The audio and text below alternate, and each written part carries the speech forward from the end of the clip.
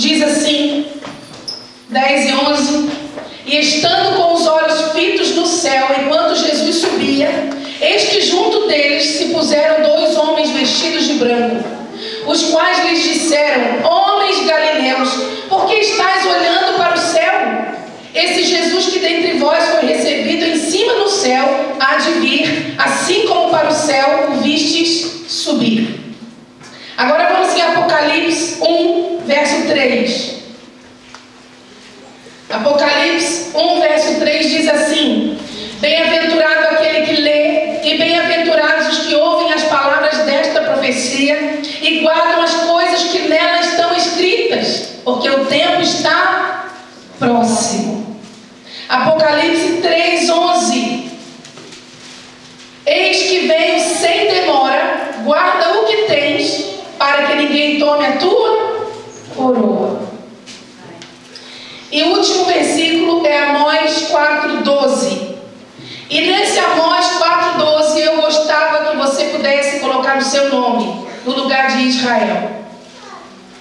2 vezes nós vamos ler o nome Israel, então eu gostava que você falasse assim: Portanto, assim te farei, ó Cindy, no caso, você vai falar o seu nome. Aí não é as, é ó, tá bom? Vamos lá. Portanto, assim te farei, ó Cindy. E porque isso te farei, prepara-te, ó Cindy, para te encontrares com o teu Deus. De novo. Portanto, assim te farei, ó Cindy. E porque isso te farei, prepara-te, ó Cindy, para te encontrares com o teu Deus. Quando eu era adolescente, nós ouvimos muito uma música muito interessante que falava assim: extra, extra, extra, extra, o mundo acabará amanhã de manhã. Quem conhece essa música? Quem conhece? Essa música é muito antiga, do Johnny, que quer viver a sua vida, aproveitar as coisas do mundo, mas não se preocupa com a sua alma. Eu quero fazer uma pergunta para você: quem aqui tem medo de ler o livro de Apocalipse? Eu conheço muitos crentes em Jesus que têm medo de ler o livro de Apocalipse, porque pensa que o livro de Apocalipse é um livro de monstros e de tragédias. Mas não é verdade, irmãos. O livro de Apocalipse é um livro de esperança. Diga comigo: um livro de esperança. Aleluia. Em Apocalipse nós vemos a esperança da igreja, a redenção da igreja. Em Apocalipse nós vemos o final de Satanás e dos seus demônios. Amém. Não só em Apocalipse, mas de Gênesis a Apocalipse, a Bíblia toda está a falar sobre o começo e está a falar sobre o fim. Muitos e muitos profetas do Antigo Testamento, eles profetizaram sobre o que está em Apocalipse. Por exemplo, o profeta Isaías, ele profetizou sobre o milênio que vai acontecer depois da grande tribulação, quando Jesus vir com a sua noiva, quando Jesus vir do céu, 7 anos depois do arrebatamento da igreja. Daniel profetizou sobre a grande tribulação. Daniel profetizou sobre o que vai acontecer lá no Apocalipse, e especialmente o que o apóstolo Paulo fala sobre o anticristo. Daniel, lá no Antigo Testamento, já havia profetizado sobre as 70 semanas. Nós vamos ver o profeta Ezequiel a profetizar de coisas que vão acontecer lá no final da história. Jesus falou muito nos evangelhos sobre a sua segunda volta, sobre a sua segunda vinda. Os apóstolos, os discípulos, especialmente o apóstolo Paulo, ele fala sobre a ressurreição dos mortos, sobre o arrebatamento da igreja, 1ª e 2ª de Tessalonicenses. Então esse é um assunto que permeia toda a Bíblia, toda a palavra de Deus. Agora, eu creio que Jesus está às portas. Talvez a nossa geração vai ser a geração que vai ver com os seus olhos Jesus voltando nas nuvens. Eu mandei um vídeo para os irmãos, não sei quem teve a oportunidade de ouvir, o relato do irmão da Noruega, um relato do que aconteceu com ele em 1952, sobre a última trombeta, sobre o arrebatamento da igreja. Os irmãos que não puderam, tirem pelo menos 30 minutos, são só 30 minutos, para ouvirem, se possível com a sua família, porque é muito importante. Ele não está falando nada que não esteja na Bíblia, simplesmente está colocando como se você lesse uma Bíblia para criança que tem os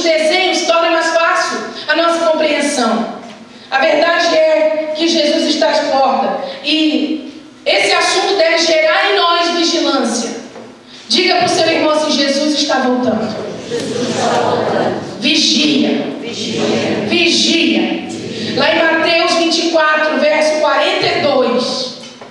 Olha o que Jesus fala em Mateus 24, 42. Vigiai, pois, porque não sabeis a que hora há de vir o vosso Senhor.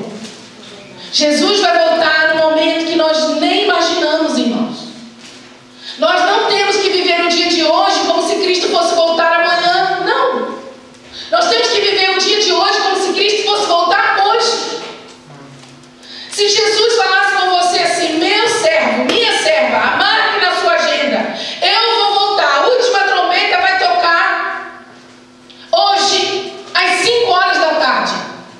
O que você faria nesse dia? Para onde você iria nesse dia? Talvez você não ia mentir até 5 horas da tarde. Talvez você não vá buscar conselhos dos simples até 5 horas da tarde.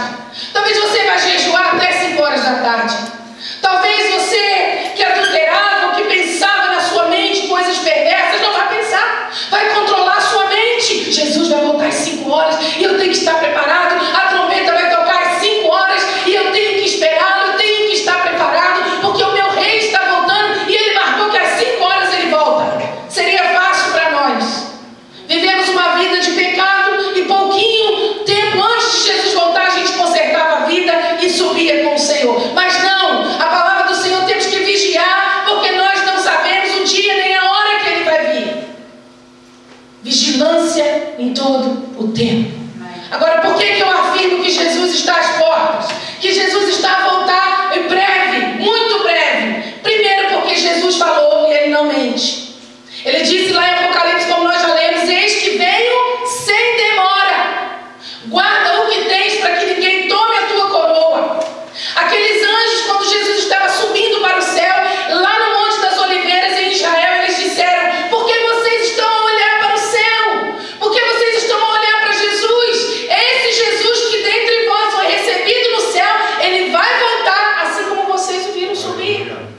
Jesus, ele declarou que ele vai voltar. Mas lá em Mateus 24, verso 27, olha o que o Senhor Jesus ele fala. Mateus 24, 27 diz assim: porque assim como o relâmpago sai do oriente e se mostra até o ocidente, assim será também a vinda do Filho do Homem. Vai ser num abrir e fechar de olhos, irmãos. Ante a última trombeta. Isso é o que fala o apóstolo Paulo. No abrir e fechar de olhos, ante a última trombeta. Os mortos em Cristo ressuscitarão primeiro, e nós, os que estivermos vivos, seremos arrebatados e nos encontraremos com eles nos ares. E Paulo termina essa palavra dizendo: consolai-vos uns aos outros com esta palavra. Agora, eu creio que Jesus está às portas porque ele prometeu, mas também pelos sinais. Jesus disse que nós temos que olhar para os sinais. E há uns sinais que nós temos que prestar muita atenção. Por exemplo, os sinais físicos. Abre comigo a palavra do Senhor em Mateus 24.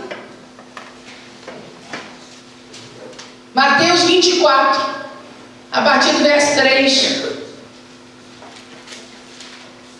Diz assim: e estando assentado no Monte das Oliveiras, chegaram-se a ele os seus discípulos em particular, dizendo: dize-nos quando serão essas coisas, e que sinal haverá da tua vinda e do fim do mundo.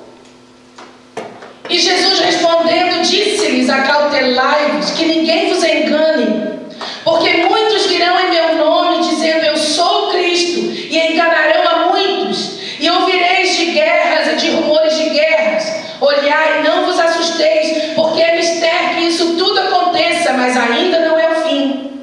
Porquanto se levantará nação contra nação, e reino contra reino, e haverá fomes, e pestes, e terremotos em vários lugares. Mas todas essas coisas não são o princípio das dores. Então vos hão de entregar para seres atormentados, e matar-vos-ão, e sereis odiados de todas as gentes por causa do meu nome. Nesse tempo muitos serão escandalizados, e trair-se-ão uns aos outros, e uns aos outros se aborrecerão. E surgirão muitos falsos profetas, e enganarão a muitos. E por se multiplicar a iniquidade, o amor de muitos se esfriará. mas aquele que perseverar até o fim será salvo. E este evangelho do reino será pregado em todo o mundo, em testemunho a todas as gentes, e então virá o fim. Então aqui Jesus está a falar sobre os sinais físicos e os sinais humanos. E o primeiro sinal que Jesus está a falar aqui, irmãos, é o sinal dos falsos cristos e dos falsos profetas. E eu vou dizer para os irmãos uma coisa: todos os que escreveram as cartas do Novo Testamento tinham essa preocupação com as igrejas daquela época, dos falsos ensinamentos entrando nas igrejas e enganando o povo de Deus. E na nossa geração, eu creio que a geração que está pior, porque os falsos ensinamentos estão vindo com muita sutileza. A verdade e a mentira estão a se igualar. Você já não sabe o que é verdade e o que é mentira mais. Especialmente aqueles crentes que não são muito enraizados, não conhecem a palavra de Deus, a doutrina, como ela é, estão sendo enganados. E Jesus está a falar aqui, olha, fiquem atentos aos sinais. Os discípulos perguntaram: Senhor, que sinal tu tens para nos dar da tua vinda e do fim do mundo? Olha, fiquem atentos aos sinais, porque surgirão muitos falsos profetas, muitos falsos cristos, e enganarão a muitos. E Jesus falou que, se possível, vão enganar até os escolhidos, irmãos. Quantos falsos ensinamentos têm sido levantados?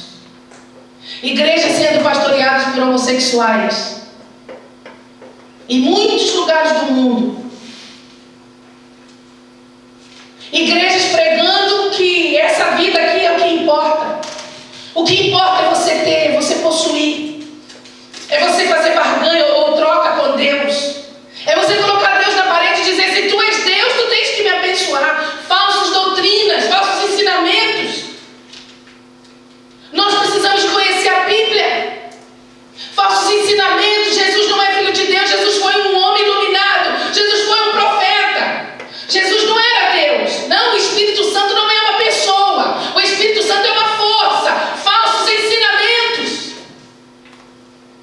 Muitos estão se levantando. Há pouco tempo atrás surgiu um homem na América Latina e ele se tornou famoso, tem milhares de seguidores. Até a sua morte ele tinha quase 30 milhões de seguidores, chamado Jesus Cristo Homem. Ele dizia que ele não ia morrer. Ele dizia que ele era Jesus Cristo realmente vindo do céu, mas ele morreu de cancro. Quantos outros não têm se declarado: eu sou o Cristo, eu sou o enviado? Esse é um dos sinais do nosso século, da nossa geração. Jesus fala no verso 6 que um outro sinal são as guerras, rumores de guerras.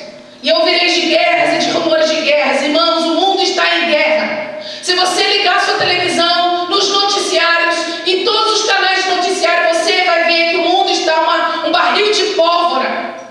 A qualquer momento surge uma terceira guerra mundial. É a possibilidade de uma guerra entre os palestinos e os israelitas, o Irão, a Síria, a Coreia do Norte, a Coreia do Sul, a Rússia. Israel está ficando só. As nações estão abandonando Israel, tudo para se cumprir a palavra do Senhor. Jesus fala de um outro sinal aqui, que está no verso 7. Fomes, pestes, terremotos. Isso é uma coisa nova para você? Isso tem acontecido no nosso mundo muito, não tem, irmãos? Fomes. O mundo está uma discrepância. Quem é rico está ficando mais rico, mas quem é pobre está ficando miserável. Milhares de crianças morrem por dia no mundo de fome.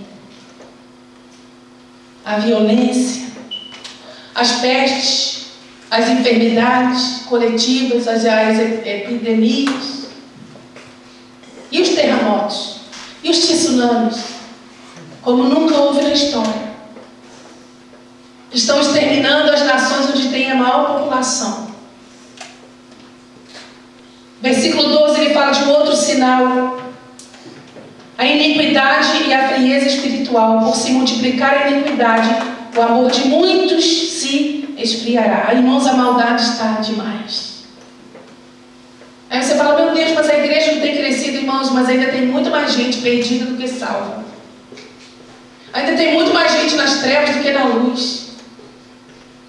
O Jorge estava nos contar que outro dia, lá perto da nossa casa em Amadora, uma senhora estava no café e um homem entrou com uma faca, cortou-a da barriga, de cima até embaixo, que saiu as suas tripas, seu ventre.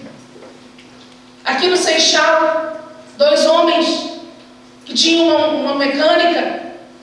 Foi lá uma senhora viúva, ia sempre lá arranjar seu carro. Ela deixou o seu carro lá. Quando ela foi buscar, os homens atrancaram dentro da loja, pegaram seus cartões do banco, cartão de crédito, a senha, mataram a senhora. Vocês viram isso? Eles estavam com passagem comprada no Brasil, iam fazer aquilo e ir embora. Mataram a senhora, pegaram, foram ao banco, conseguiram pegaram lá o que conseguiram, porque o banco viu que a senhora não costumava fazer tanto movimento.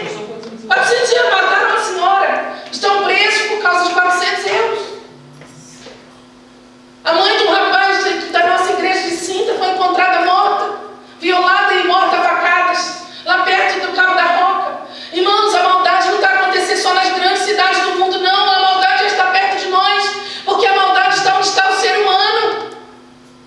E Jesus está a falar que a iniquidade, ou seja, o amor ao pecado, é pecado acumulado, vai se aumentar e o amor vai se esfriar, e o amor está se esfriando até das famílias. O amor está se esfriando até dentro do corpo de Cristo. Hoje, a nossa década é a década do egoísmo, as pessoas só pensam em si mesmas. Eu vou dar um exemplo para você. Esse não é o exemplo máximo, há exemplos muito piores do que esse. Mas, por exemplo, você chega no supermercado, está lá uma senhora do banco alimentar e dá um saco para você e diga: a senhora pode dar alguma coisa para o banco alimentar? Posso sim. Você pega o saco e vai comprar o seu arroz. E aí você lembra que também vai dar um arroz para o banco alimentar para as pessoas que não têm condições, para as pessoas carenciadas. Para você compra o arroz Cigala, para você compra um arroz bom, para o outro você compra daquela marca que é o arroz Unidos Venceremos. Você põe na panela e não solta, dá para cortar com faca. Você compra uma salsicha para a sua casa, você compra da melhor, da nobre. Mas para lá, para o banco alimentar, você pega daquela que faz assim, com o garfo já dissolve, faz um purê, né? De salsicha, de tão ruim que é. Eu estou falando mentira, irmãos? Não.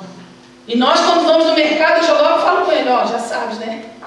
O que compramos para nós, vamos comprar para os outros. Porque o que queremos para nós, devemos querer para os outros. Não é porque a pessoa está carenciada, vai receber o que vier, ela recebe. É verdade. Uma vez nós fomos recebidos na casa de um casal de pastores, eu acho que foi na América, né? Que nós fomos recebidos por um casal de brasileiros há muitos anos atrás. E eles não tinham cama para nós, mas esse não é um problema para nós. A gente dorme em qualquer lugar. Os gordinhos sofrem muito, mas dormem, né? Tudo dá graça. E o pastor falou uma coisa que entristeceu meu coração. Ele disse: mas vocês são missionários, vocês dormem até no jornal, no chão, né? E eu me senti tão triste com aquilo que eu falei assim: meu Deus, é verdade. Eu voluntariamente durmo no chão. Em África nós dormimos com muita alegria no chão. Mas eu fiquei triste por causa do pensamento do homem de Deus. Quando as pessoas vão nos visitar em nossa casa, se é casal casado, crente, e ama Jesus, nós colocamos no nosso quarto. Nós saímos da nossa cama, nós deitamos no chão. E eles dormem no nosso quarto. Porque nós queremos, como bons anfitriões, dar o melhor. Porque nós aprendemos na palavra do Senhor que os pastores têm que ser bons anfitriões, têm que abrir a sua casa, receber as pessoas na sua casa. É simples, mas é com alegria. Mas o amor está a se esfriar.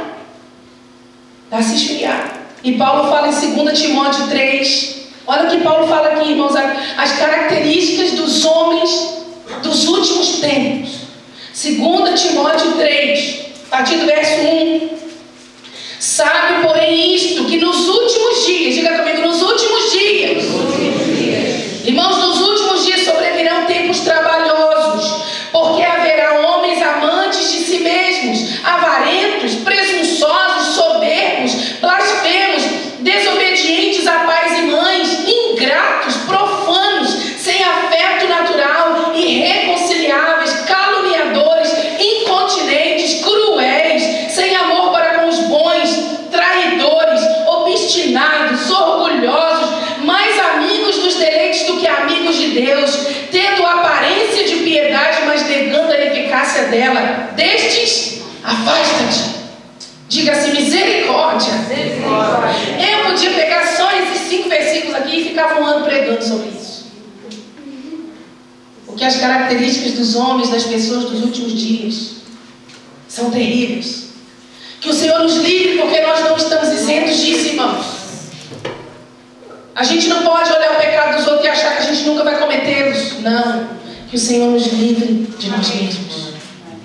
Mas Jesus fala de um outro sinal muito importante, que está no verso 14 de Mateus 24. E este evangelho do reino será pregado em todo o mundo, em testemunho a todas as gentes, e então virá o fim. Aí você lê esse versículo e fala: vai demorar muito Jesus voltar. Tem mais de 3 bilhões de pessoas que não se converteram ainda, mas o mundo está a ser alcançado. Tem uma boa notícia para lhe dar. Com a internet, com a televisão, com o canal a cabo, irmãos, o evangelho está alcançando o mundo. Aleluia. Há nações como na China, por exemplo, que há sites cristãos que são vedados, são proibidos. Mas sabe o que os irmãos cristãos na China estão fazendo? Estão nos envergonhando. Porque existe no mundo ainda uma janela chamada Janela 1040, onde estão os países islâmicos e alguns budistas e alguns hindus do mundo. Lugares onde o evangelho ainda não conseguiu entrar. Sabe o que os irmãos chineses estão aprendendo? Estão aprendendo a levar o evangelho, que o que eles chamam da Rota da Seda, da China até Jerusalém, onde eles vão por todas as nações islâmicas pregando o evangelho. Eles estão treinando 100 mil chineses que falam outras línguas, que amam a Jesus acima de todas as coisas. Eles podem dizer que amam ao Senhor de todo o coração, de toda a alma, de todo o entendimento, de todas as suas forças, porque eles estão indo. Então o evangelho do reino está a ser pregado, e quando esse evangelho for pregado a todo mundo, virá o fim. São sinais. Outro sinal nós podemos ver que não está nesse texto, mas em outras partes do evangelho. Por exemplo, Mateus 10, 21. Em Mateus 10, 21, Jesus fala de um outro sinal, que é filho contra pai, pai contra filho. Jesus fala assim: e o irmão entregará à morte o irmão, e o pai o filho. Os filhos se levantarão contra os pais e os matarão. Você consegue ver isso acontecendo nos nossos dias? Filhos matando seus pais? O meu pai não concordou com a minha namorada. Mata. O meu pai não deu muito dinheiro para comprar droga. Mata. Os meus pais estão contra mim. Vamos matar os dois. Vai lá e encontra lá o casal morto na cama. Quem matou? Os filhos. Eu não estou a falar de novidade. Um outro sinal, Paulo fala em 1 Timóteo 4:1, que é a apostasia, ou seja, o abandono da fé. Isso está ligado à frieza espiritual, e isso está ligado, irmãos, a falsos ensinamentos. A pessoa que abandona a fé, ela apostata, ela abandona. E Paulo fala em 1 Timóteo 4:1, mas o Espírito expressamente diz que nos últimos tempos, diga comigo, nos últimos tempos, apostatarão alguns da fé, dando ouvidos a espíritos enganadores e a doutrinas de demônios. Que o Senhor tenha misericórdia. Um outro sinal físico é a superficialidade da igreja. A gente vê a superficialidade da igreja até nas canções que são compostas na nossa geração.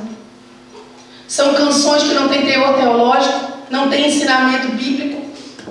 Para mim, o que não tem ensinamento bíblico é só emoção, é fruto do nosso coração e até fruto do nosso amor e admiração pelo Senhor, mas não tem poder de transformação. A igreja antiga dos nossos pais, dos pais da igreja, até as canções eram canções que falavam da eternidade. Hoje as canções que são compostas só falam do hoje, do aqui. Restitui, eu quero de volta o que é meu. Vai acontecer uma virada na minha vida. Por onde eu for, a bênção do Senhor vai me alcançar. É para a direita, é para a esquerda. Eu gosto de cantar essas canções. Elas têm hora certa para acontecer. Mas a nossa geração está demais, irmãos. Está só reclamando coisas para essa vida aqui. Estamos nos esquecendo da eternidade. E Paulo fala que se nós esperamos em Cristo só nessa vida, somos os mais miseráveis de todos os homens. A igreja está vivendo uma vida superficial. Não pense que todas as pessoas vão subir no arrebatamento da igreja quando Jesus voltar, porque não vai. Toda a gente não vai. Jesus deixou isso claro: quando estiverem 2 no campo, um será tirado e um será deixado. Jesus contou uma parábola das 10 virgens. Todas as 10 virgens sabiam que o noivo viria e elas estariam preparadas para encontrar o noivo. Então elas pegaram azeite, colocaram na lamparina, porque elas ouviram falar: olha os sinais físicos, olha os sinais, o noivo já está às portas. Ele vai vir essa noite, vamos colocar azeite na nossa lamparina. O azeite é a vida com Deus, a vida de santificação, a vida de oração, a vida de meditação na palavra. E as 10 virgens, todas elas foram esperar o noivo. E todas elas dormiram, elas se cansaram. Mas aí ouviu-se à meia-noite uma voz: aí vem o noivo!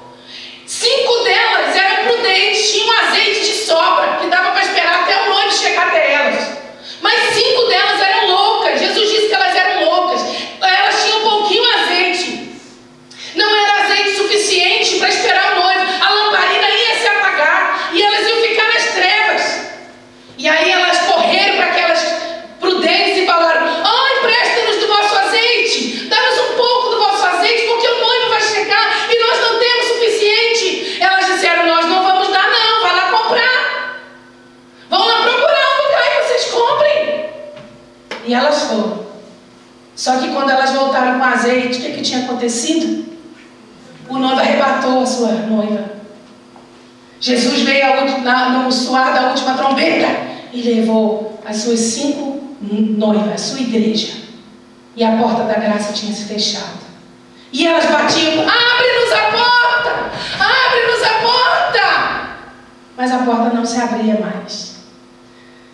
Tem muita gente que acha que vai para o céu agarrado na barra da saia da mãe, ou da barra da calça do pai, ou do marido, ou da esposa.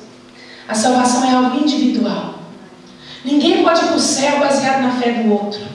Se você não mantiver a sua vida profunda com Deus e não colocar azeite na sua lamparina todo dia, o noivo vai vir, você vai ficar.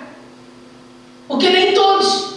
Jesus deixou claro: nem todo que me diz Senhor, Senhor entrará. Olha lá, Mateus 7, 21. Eu vou já abrir a Bíblia para você poder fixar mais. Eu fixo mais quando eu leio, quando eu falo e quando eu ouço. Mateus 7, 21.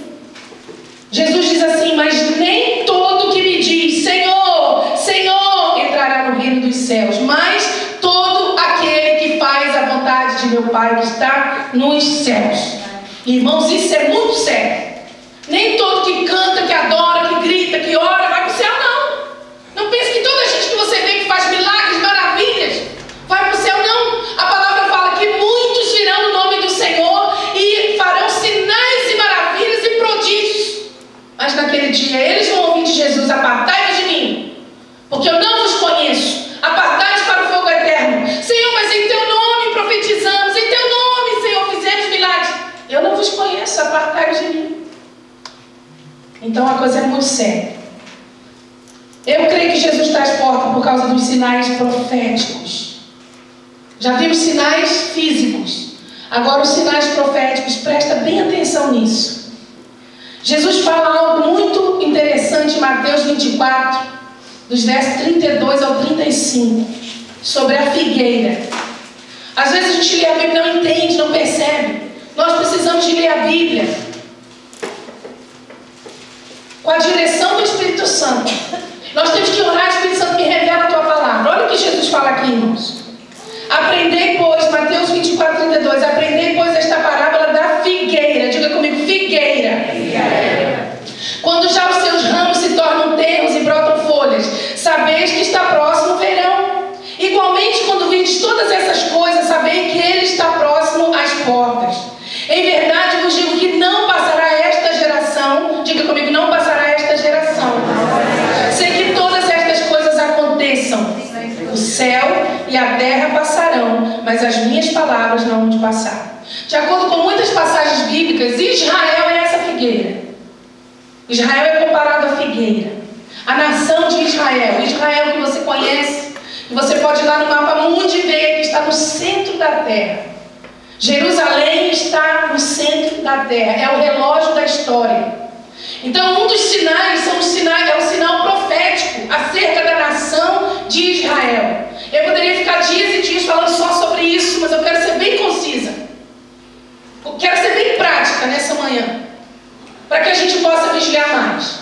Mas Jesus falou que a figueira é Israel. Você se lembra quando Jesus amaldiçoou uma figueira porque não estava em época de dar frutos? Aquela figueira simboliza a nação de Israel destruída. O Império Romano destruiu Jerusalém. E Israel nunca se firmou como nação, como um Estado. Preste atenção nisso. Nunca.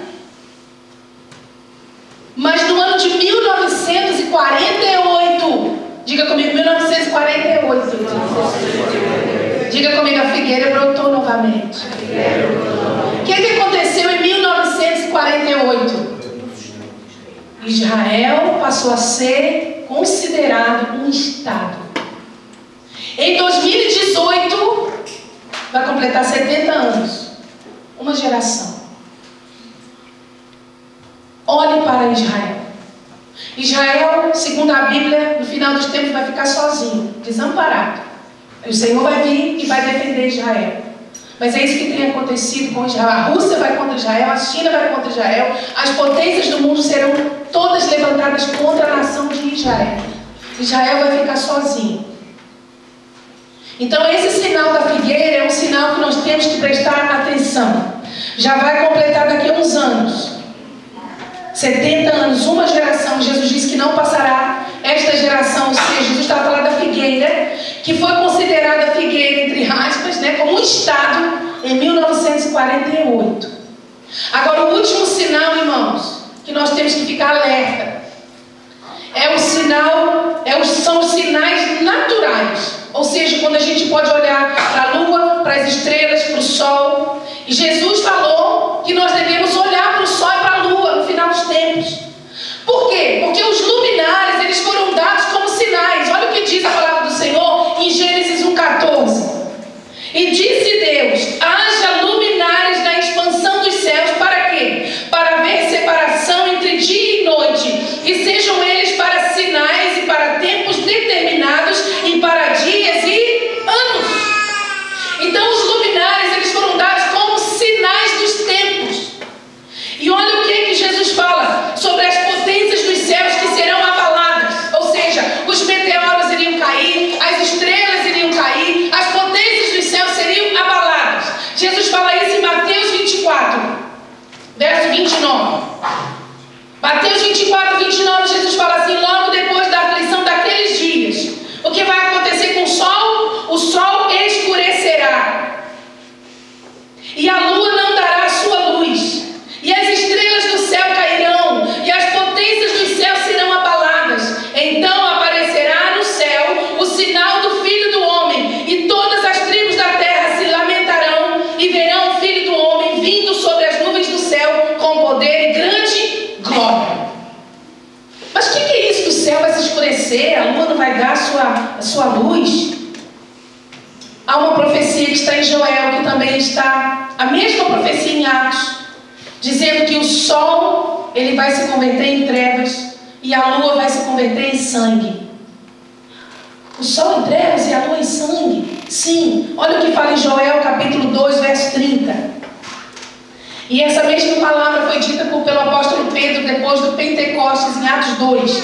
Joel 2,30. E mostrarei prodígios no céu e na terra, sangue e fogo, colunas de fumaça. O sol se converterá em trevas e a lua em sangue, antes que venha o grande e terrível dia do Senhor. Eu não sei se os irmãos têm conhecimento disso, mas a NASA, há pouco tempo, a NASA informou que no ano de 2014 e no ano de 2015 vão acontecer 4 eclipses lunares e um eclipse solar. Aí eu fui lá, busquei as luas vermelhinhas e pus ali para os irmãos terem uma ideia de como será. Eu olhei lá alguma coisa sobre isso. E a coisa mais interessante, irmão, isso aqui só aconteceram 7 meses depois de Jesus.